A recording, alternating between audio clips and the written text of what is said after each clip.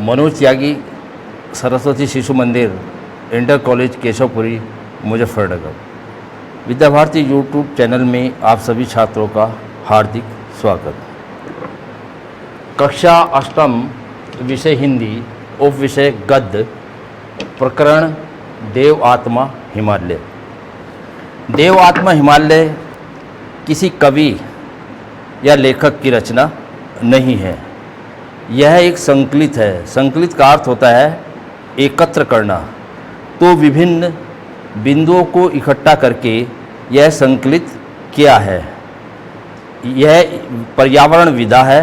जैसे कि हिंदी गद्य में जीवनी, आत्मकथा, रिपोर्ताज, डायरी, संस्मरण, रेखाचित्र, इस तरह की ये विधाएँ होती हैं। उसी तरह यह पर्यावरण विधा है। महाकवि कालिदास ने अपनी काव्य ग्रंथ मेघदूत में हिमालय का वर्णन किया है। उन्होंने कहा है कि हिमालय पर देव बसते हैं और यह सबसे पवित्र स्थान है। मानव अपनी तपस्या से यहाँ आकर अपनी आत्मा को देवताओं के समान बना लेता है। मानसरोवर, जो कि देव का स्थान माना गया है, यह सबसे पवित्र है और इसलिए हिमालय को देव आत्मा कहना गलत नहीं है। सबसे पहले हम आदर्श वाचन करेंगे और उसके बाद काठिन्य निवारण के बाद इसकी व्याख्या। यह है भारत का शुभ्र मुकुट, यह भारत का उच्च भाल, सामनी अचल जो खड़ा हुआ, हिमगिरी विशाल, गिरवर विशाल। कवि के यह शब्द हिमालय की उपयोगिता, महत्ता तथा आवश्यकता का वर्णन स्वयं कर देते हैं। भारत एक प्रायद्वीप है जो तीन तरफ समुद्र से घिरा है तथा उत्तर दिशा में हिमालय लाखों वर्षों से प्रहरी बना सीमा पर खड़ा है। हिमालय संस्कृत के दो शब्दों हिम तथा आल्य से मिलकर बना है, जिसका अर्थ बर्फ का घर होता है। यह ध्रुवीय क्षेत्रों के बाद पृथ्वी पर सबसे बड़ा हिमालयी वातावरण वाला क्षेत्र है। काठिन्य निवारण में अनुकूल, जो आपके अनुसार हो, आरोग्य, रोगमुक्त, जड़ी बूटी, प्राकृतिक औषधि, प्रतिबंध, रुकावट, उल्लंघन, नियम न मानना, दंडनीय, सजा देने लायक, बारूद, विस्फोट का पाउडर, खनन, पहाड़ियों को खोदकर निकालना, और प्रहरी, पहरेदार, ग्लेशियर, बर्फ की नदी। प्रस्तुत अवतरण में कवि के यह शब्द कि हिमालय भारत का मुकुट है और भारत का ऊंचा मस्तक है। यह सामने खड़ा हुआ विशाल बर्फ से ढका हुआ पर्वत है। यह शब्द कवि हिमालय की उपयोगिता, उसका महत्व और आवश्यकता का वर्णन अपने आप ही कर देते हैं। भारत एक प्रायद्वीप है क्योंकि भारत तीन ओर समुद्र से घिरा हुआ है। एक तरफ बंगाल की खाड़ी, हिंद महासागर और अरब सागर, और उत्तर में हिमालय है, जो लाखों वर्षों तक एक पहरेदार के रूप में सीमा पर खड़ा हुआ इस देश की पहरेदारी कर रहा है। हिमालय शब्द संस्कृत के दो शब्दों से मिलकर बना है, हिम जमा आल्य, जिसका अर्थ है बर्फ का घर। हिम का अर्थ बर्फ और आल्य का अर्थ घर। यह ध्रुवीय क्षेत्रों के बाद पृथ्वी पर सबसे बड़ा हिमालय का जो वातावरण का क्षेत्र है, ध्रुवों के बाद उत्तरी ध्रुव, दक्षिण ध्रुव के बाद सबसे बड़ा क्षेत्र है। अब इसमें हमारा ये बिंदु आता है हिमालय की उत्पत्ति। हिमालय की उत्पत्ति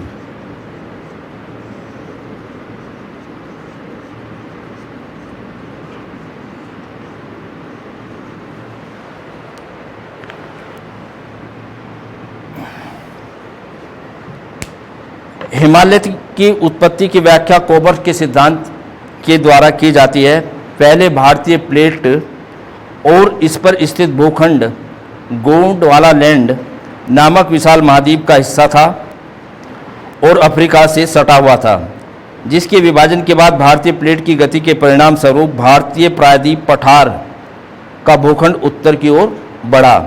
ओप्री क्रिटेशियस काल, जो आज से 840 वर्ष पूर्व भारतीय प्लेटों में तेजी से उत्तर की गति प्रारंभ की और करीब 6000 किलोमीटर की दूरी तय की। एशियाई तथा यूरोपीय प्लेटों के बीच में जो टकराव हुआ वह समुद्र के अंदर से प्रारंभ हुआ, जो महाद्वीपीय टकराव में बदल गया और 650 लाख वर्ष पूर्व केंद्रीय हिमालय की रचना हुई। हिमालय की उत्पत्ति के बारे में ये कहा गया है कि पहले भारतीय प्लेट और इस पर स्थित भूखंड गोंडवाला लैंड नामक विशाल भारतीय महाद्वीप का ये एक हिस्सा था, जो पहले अफ्रीका से लगा हुआ था, जिसके विभाजन के बाद भारतीय प्लेट की गति के परिणाम स्वरूप भारतीय प्रायद्वीप उत्तर की ओर बढ़ा। ओप्री क्रिटेशियस काल, जो आज से 840 वर्ष पूर्व भारतीय प्लेटों में तेजी से गति प्रारंभ की और उन्होंने करीब 6000 किलोमीटर की दूरी तय की। भारतीय प्लेट और यूरेशियाई प्लेट में जो टकराव हुआ वह समुद्र के अंदर हुआ था और यह टकराव महाद्वीपीय में बदल गया, जिससे 650 लाख वर्ष पूर्व हिमालय की रचना हुई थी। हिमालय की श्रृंखला में 1500 ग्लेशियर हैं, जिन पर 1200 घन किलोमीटर मृदुजल का जमाव बर्फ रूप में है। इन्हीं ग्लेशियर के पिघलने से एशिया की बड़ी बड़ी सदा नीरा नदियाँ निकलती हैं, जो मैदानों को पुष्पित और पल्लवित करती रहती हैं, जैसे कि गंगोत्री ग्लेशियर से गंगा नदी, यमुनोत्री से यमुना नदी तथा खुशबू ग्लेशियर से सिंधु नदी निकलती हैं। तिब्बत के लांगतांग ग्लेशियर से ब्रह्मपुत्र नदी निकलती है। हिमालय की जो श्रृंखला है उसमें 15,000 से भी अधिक ग्लेशियर कहते हैं बर्फ़ की नदी, और उनमें 12,000 घन किलोमीटर मीठा जल बर्फ के रूप में जमा हुआ है। और एशिया की जितनी भी नदियां हैं इन्हीं ग्लेशियरों से निकलती हैं, जो मैदानी भागों को हरा भरा करती हैं। जिस प्रकार गंगोत्री ग्लेशियर से गंगा नदी और यमुनोत्री से यमुना नदी और खुशबू ग्लेशियर से सिंधु नदी निकलती है, और तिब्बत के लांगतांग ग्लेशियर से ब्रह्मपुत्र नदी निकलती है। संसार की अधिकांश ऊंची चोटियां हिमालय में स्थित हैं। विश्व के 100 सर्वोच्च शिखरों में हिमालय की अनेक चोटियां हैं। विश्व का सर्वोच्च शिखर माउंट एवरेस्ट हिमालय का ही एक शिखर है, जिसकी ऊंचाई 8,848 मीटर है। हिमालय में 100 से अधिक ऐसे पर्वत शिखर हैं जिनकी ऊंचाई 7200 मीटर से भी अधिक है। हिमालय के कुछ प्रमुख शिखरों में सबसे महत्वपूर्ण सागर माथा, अन्नपूर्णा, शिवशंकर, गणेश, लांगतांग, मानसलू, शैल वालिंग, जुगुल, गौरीशंकर, कुंभू, धौलागिरी और कंचनजंगा है।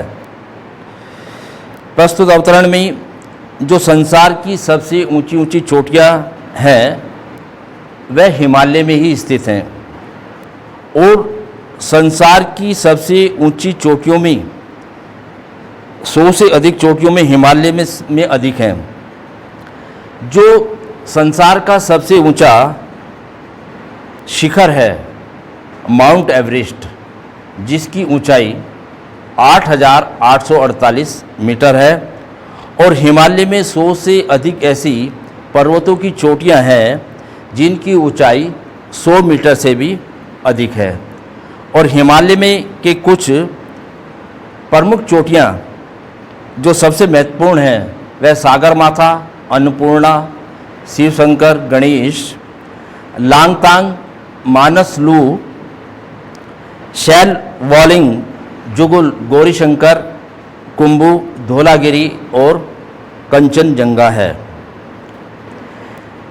हिमालय में 1500 अधिक हिमनद है। हिमनद बर्फ की नदियाँ जो 12,000 वर्ग किलोमीटर में फैले हैं। 72 किलोमीटर लंबा सियाचिन ग्लेशियर विश्व का सबसे बड़ा दूसरा हिमनद है। ऊंची चोटियों के साथ दरार घाटियां भी सदा मानव को अपनी ओर आकर्षित करती रहती हैं। आदि मानव से लेकर हिम मानव, यति तथा आज का आधुनिक मानव जहां बसता है और बसना चाहता है। हिमालय का विस्तार विश्व के 5 देशों से है: भारत, पाकिस्तान, चीन, भूटान और नेपाल। भारत का हिमालय क्षेत्र इन देशों में सबसे अधिक है। प्राचीन ग्रंथों में भारत की सीमा आसेतु हिमालय तक बताई गई है।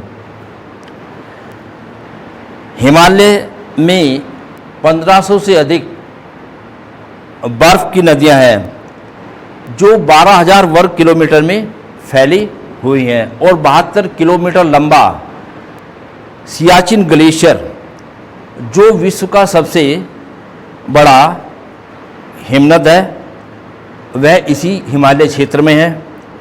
और ऊंची ऊंची चोटियां और दरार घाटियां मनुष्य के मन को आकर्षित करती है और यहाँ पर आदि मानव और हिम मानव, यति और जो आधुनिक मानव है वह यहाँ पर बसता है और बसना भी चाहता है।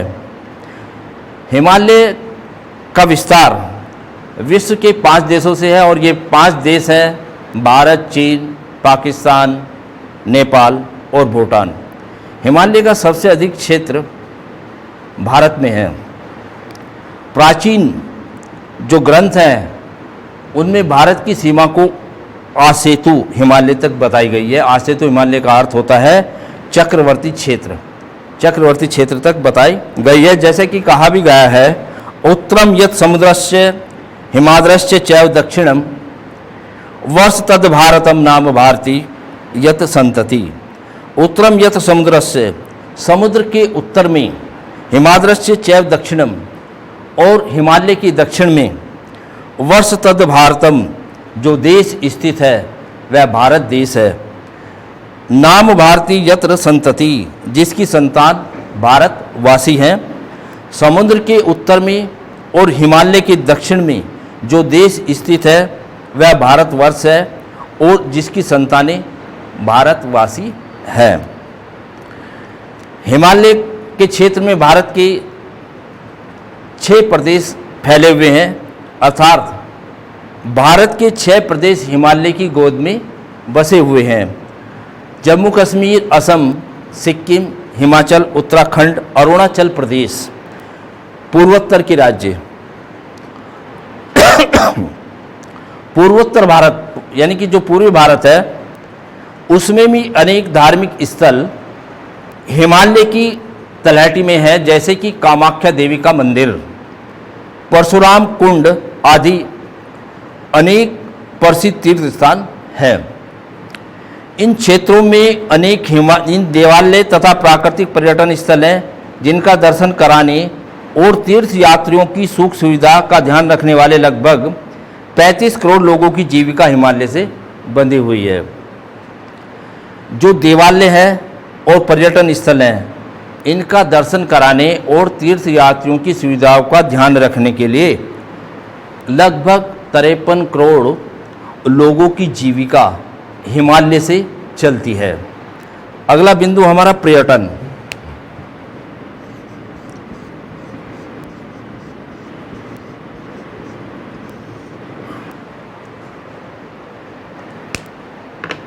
भारत के लद्दाख क्षेत्र में अनेक स्थान हैं जहां पर्यटक आते हैं। आर्यन घाटी, कारगिल घाटी आदि क्षेत्र तथा मणिपुर, नागालैंड तथा भारत के पूर्वोत्तर के 7 राज्य पर्यटन के लिए प्रसिद्ध हैं। हिमालय में 4 धाम की यात्रा होती है जिसमें गंगोत्री, यमुनोत्री, बद्रीनाथ तथा केदारनाथ धाम प्रमुख हैं। इन स्थानों पर दर्शन के लिए प्रतिवर्ष देश विदेश से लाखों श्रद्धालु आते हैं। हिमालय की जलवायु स्वास्थ्य के लिए सर्वथा अनुकूल है। यहाँ के निवासी कठिन जीवन के अभ्यासी होते हैं, जिससे वह रोग मुक्त रहते हैं और यहाँ के लोगों की औसत आयु 100 वर्ष होती है। प्रस्तुत अवतरण में बताया गया है कि भारत का जो लद्दाख क्षेत्र है, इसमें आर्यन घाटी, कारगिल घाटी का क्षेत्र और जो मणिपुर, नागालैंड, जो पूर्वी भारत के 7 राज्य हैं, मणिपुर है, नागालैंड है, मिजोरम है, अगरतला है, असम है, सिक्किम है, तो इनमें लोग जो है बहुत ही पर्यटन स्थल हैं और यहाँ पर घूमने के लिए आते हैं।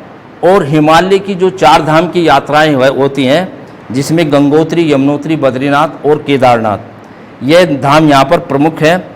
यहाँ इनके दर्शनों के लिए देश और विदेश से लाखों श्रद्धालु आते हैं। और हिमालय की जो जलवायु होती है वह स्वास्थ्य के लिए अच्छी होती है, स्वास्थ्य के अनुकूल होती है।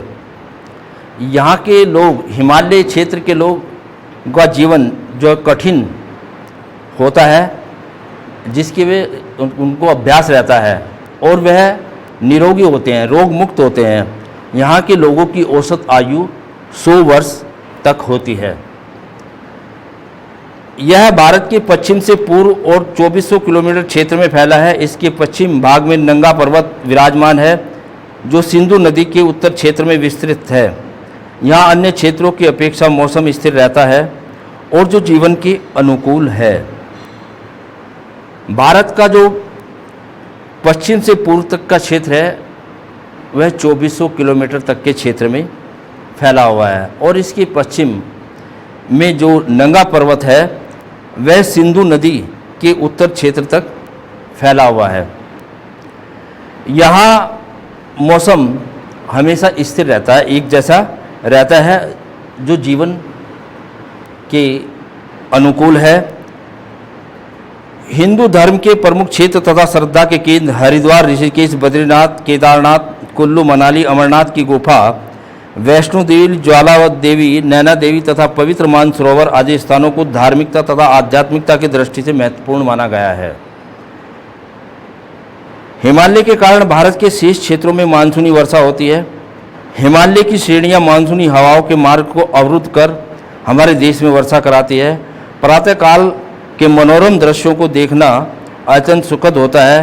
बर्फ पर पड़ने वाली सूर्य की किरणें हिमालय की घाटी को सुनहरा बना देती है, मानो पूरी सोने की पर्वत श्रृंखला का निर्माण हो जाता है।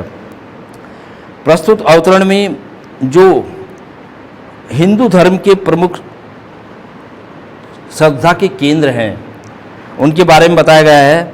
हरिद्वार, ऋषिकेश, बद्रीनाथ, केदारनाथ, कुल्लू, मनाली, अमरनाथ की गुफा, वैष्णो देवी, ज्वाला देवी, नैना देवी और पवित्र मानसरोवर की को धार्मिक और आध्यात्मिक दृष्टि से बहुत अधिक महत्वपूर्ण माना जाता है। और हिमालय के कारण भारत के शेष क्षेत्रों में वर्षा होती है। यदि हिमालय न होता तो यह भारत मरुस्थल बन जाता। हिमालय मानसूनी हवाओं को रोककर भारत देश में वर्षा कराता है। और प्रातःकाल के जो सुंदर दृश्य को देखना बहुत अच्छा लगता है, जिन्हें देखकर ऐसा लगता है कि जैसे सूर्य की किरणें हिमालय घाटी को सुनहरा बना देती है, मानो सोने की पर्वत श्रृंखला का, जिनको देखकर यह लग रहा है कि मानो सोने की पर्वत श्रृंखला का निर्माण हो रहा है। यहाँ हिमालय क्षेत्र में प्राकृतिक मानसरोवर कैलाश मानसरोवर है, जिसे भगवान शिव का स्थान माना गया है। और यहाँ हर वर्ष लाखों श्रद्धालु दर्शनों के लिए हिमालय का रक्षक नाम का जो तालाब है वो बहुत प्रसिद्ध है, यहाँ आते हैं। और तिब्बत के जो तालाब हैं प्यूमा और तिलचो, ये दोनों बहुत प्रमुख तालाब हैं। अब हमारा बिंदु है पौराणिक महत्व। पौराणिक महत्व।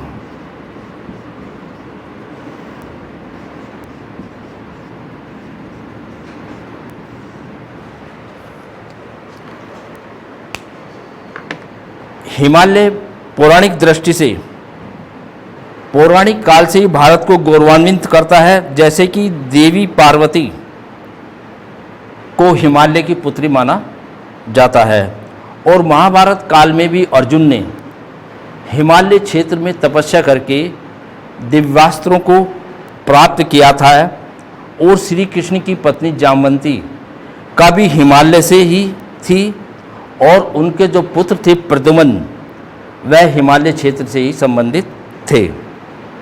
अगला बिंदु रोमांचकारी यात्रा।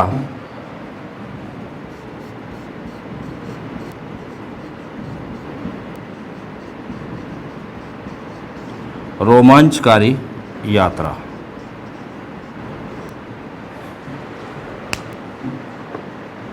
हिमालय पर पर्वतारोहण तथा स्केटिंग के लिए प्रतिवर्ष लाखों पर्यटक रोमांचक यात्रा के लिए जाते हैं तथा बर्फ पर फिसलते हुए घाटी तथा दर्रों को पार करते हैं। हिमालय पर्वत पर जो पर्वतारोही हैं वह आते हैं और स्केटिंग के लिए हर वर्ष लाखों घूमने वाले इस रोमांटिक यात्रा के लिए यहाँ पर आते हैं तथा बर्फ पर फिसलते हुए इन घाटियों और दर्रों को पार करते हैं। यहाँ विशाल आकार श्रृंखला तथा जटिल स्थला आकृति होने के कारण अलग अलग प्रकार के मौसम होते हैं। अधिकांश स्थानों पर सर्दी पड़ती है। तिब्बत क्षेत्र सूखा रहता है। यहाँ दर्शन करने का प्रमुख समय मानसून है जो जून से सितंबर तक बना रहता है। हिमालय की उपस्थिति के कारण ही भारतीय उपमहाद्वीप के उन क्षेत्रों में उष्ण तथा उपोष्ण कटिबंधीय जलवायु पाई जाती है जो कर्क रेखा के उत्तर में स्थित है। अन्यथा क्षेत्रों में अक्षांशीय स्थिति के अनुसार शीतोष्ण कटिबंधीय जलवायु मिलनी चाहिए। वहाँ वर्षा कृषि के लिए आवश्यक होती है। भूजल भी वर्षा के द्वारा सुरक्षित होता है। अति वर्षा पर्वतों पर बाढ़ का खतरा बढ़ा देता है जिससे भूस्खलन का प्रभाव राजमार्ग तक पहुंच जाता है और राजमार्ग अवरुद्ध हो जाता है। कश्मीर घाटी में सिंधु घाटी की तरह बसंत ऋतु पाई जाती है। मार्च अप्रैल में ही वर्षा होती है। मानसूनी बादलों के लिए बैरियर का काम भी करता है जिससे तराई क्षेत्रों में भारी वर्षा न हो तथा विपरीत क्षेत्र गर्म रहे। यहाँ का मौसम अलग अलग प्रकार का होता है। अधिकांश क्षेत्रों में सर्दी होती है लेकिन तिब्बत सूखा रहता है और यहाँ पर घूमने के लिए सबसे प्रमुख समय मानसून ही होता है जो जून से सितंबर तक रहता है। वर्षा जहाँ कृषि के लिए आवश्यक है और अधिक वर्षा पर्वतों पर बाढ़ का खतरा भी उत्पन्न कर देती है जिससे भूस्खलन अर्थात चट्टानों के खिसकने से राजमार्ग रुक जाता है। और कश्मीर की घाटी की तरह यहाँ पर बसंत ऋतु पाई जाती है।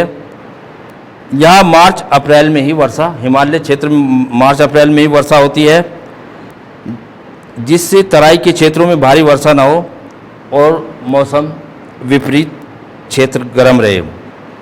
उपजाऊ अगला बिंदु है उपजाऊ मिट्टी तथा प्राप्त फसलें।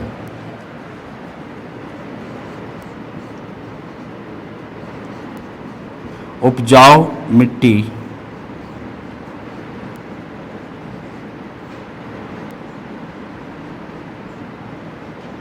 प्राप्त फसलें।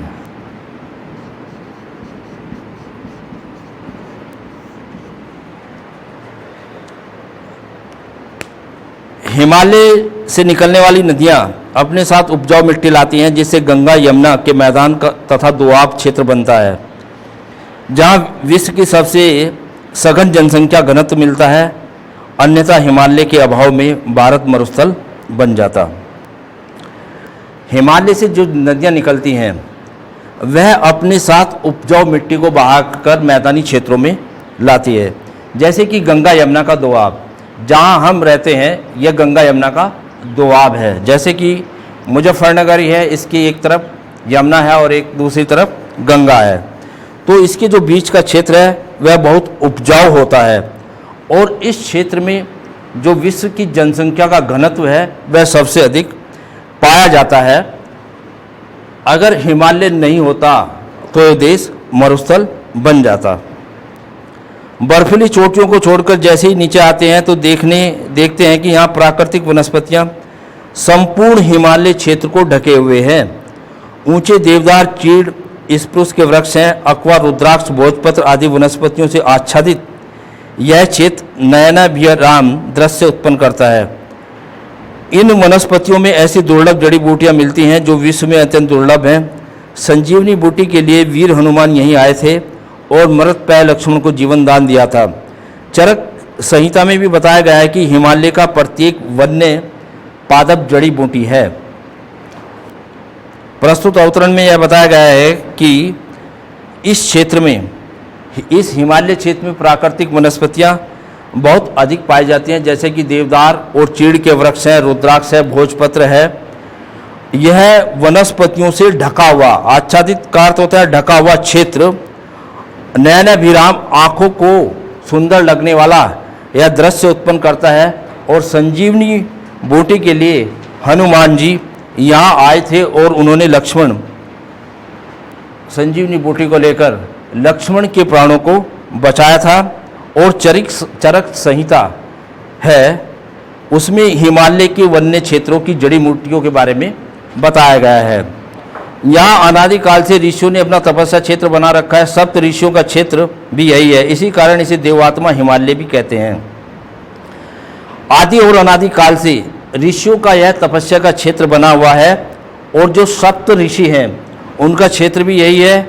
इसीलिए इसी कारण इसको देव आत्मा, देवों की आत्मा हिमालय कहा गया है। और सिद्धि प्राप्त मुनि आज भी इसी क्षेत्र में है, जहाँ जन साधारण नहीं पहुँच सकता, जहाँ साधारण मनुष्य नहीं पहुँच सकता, वहाँ सिद्धि को प्राप्त हुए ऋषि मुनि हिमालय क्षेत्र में ही रहते हैं। और आध्यात्मिक रूप से यह क्षेत्र उत्तराखंड के क्षेत्र में है। इस हिमालय क्षेत्र में ब्रह्म कमल नामक फूल भी मिलता है, जो संसार में कहीं पर भी प्राप्त नहीं हो सकता। अनेक जीव जंतु यहाँ पर पाए जाते हैं। हिमालय की गोद में बसने वाली जनसंख्या लगभग 50 से 60 करोड़ है। यहाँ पर अनेक तीर्थ स्थानों और पर्यटक स्थल विकसित किए गए हैं, जैसे कि बद्रीनाथ, ऋषिकेश, ज्वाला देवी, कांगड़ा देवी जैसी शक्तिपीठ मंदिर है। तो वहीं देहरादून, रानीखेत, शिमला फूलों की घाटी जैसे घूमने वाले स्थान हैं।